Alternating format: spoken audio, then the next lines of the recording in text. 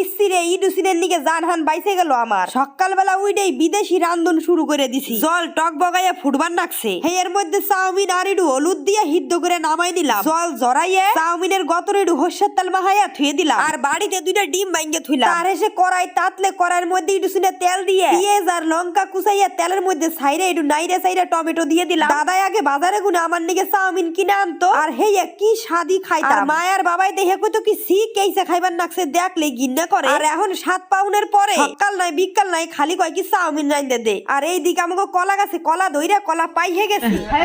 পরে তাই তো বুঝবি আবার বাবাই 2 কোপ দিয়ে নগি ধরে টানুনের নগে নগে গাছ খান এমন ভাবে এসে পড়ছে ইডুসিনের নিকে আমার মাথার উপর পড়লো না। এই গুণে হলো কলার কাদি আর এহাবারে গাছ পাকা বিছা কলা। আর এই কলা গাছের মধ্যে থায়ে বাড়ালি হেই আবার রাইন্দা খাউনো যায়। আর হেইটাই তোমাকে এখন বাইর করে দেখামু। এই যে কাশি দিয়ে টাইনে টাইনে শুকলা ছুড়াইয়ে বাড়ালি বাইর করুন নাগে। তো আমরা তো এটারে বাড়ালি কই, তোমরা কি কও কমেন্ট করে কিন্তু অবশ্যই জানাইও।